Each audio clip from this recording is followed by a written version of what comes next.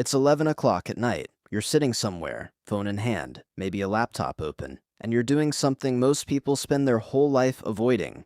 You're looking at the real number, not the number you tell people at dinner. The actual one. Assets minus debts. What you own minus what you owe. And that number, right now, is either better than you thought, which means you close the screen feeling okay, or it's worse than you thought, which means you put the phone down and go eat something and don't talk about it. I know which one most of you just did.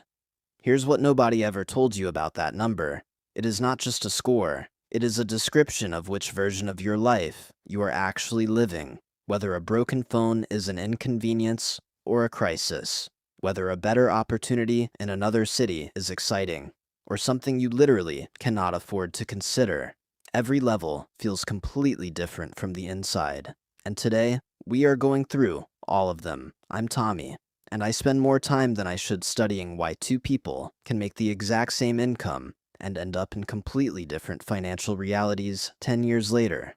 If you've ever looked at your account and thought, I work hard, so why does this number still look like this? Subscribe, because that question is exactly what this video answers. You're 23 years old. You just got your first real job, $38,000 a year, which felt like real money until the first paycheck arrived and you watched it get cut in half. Federal tax, state tax, health insurance that costs more than your phone bill. What's left lands in your account and it doesn't feel like $38,000. It feels like survival. You have $41,000 in student loans, $2,200 on a credit card you opened for emergencies, which turns out is just a polite word for every month. $314 in your checking account. Your net worth, negative $43,000. Welcome to level 1. You'd think being broke would be painful enough on its own, but the financial system looked at that situation and said, you know what would make this more interesting? Charging you extra for it.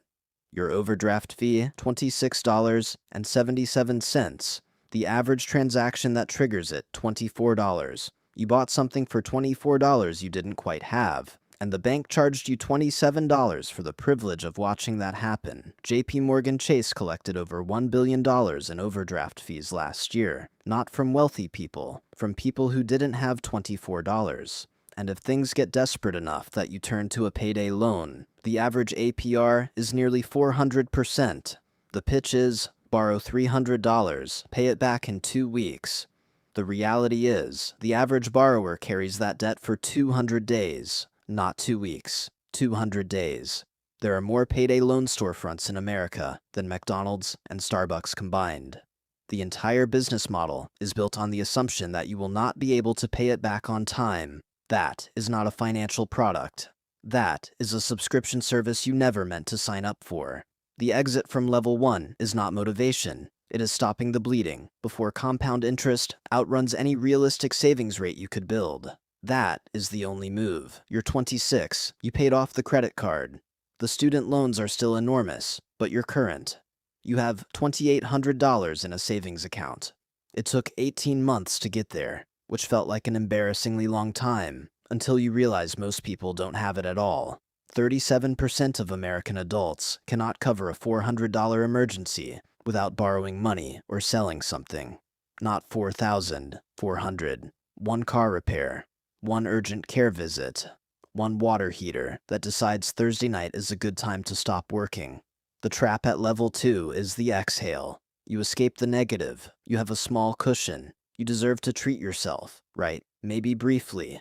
But this is exactly the moment a car with affordable monthly payments and a slightly nicer apartment with just a little more in rent quietly combine to drain the $2,800 you spent 18 months building. The relief of level 2 is completely real. The problem is that relief and safety feel almost identical. They are not the same thing. You're 29, you got a raise, moved somewhere cheaper, and you broke the food delivery habit, which was quietly costing you about $4,200 a year in delivery fees, service charges, and tips for the privilege of eating lukewarm food. You have $22,000 split between savings and a 401k your employer matches. Your net worth is around $18,000,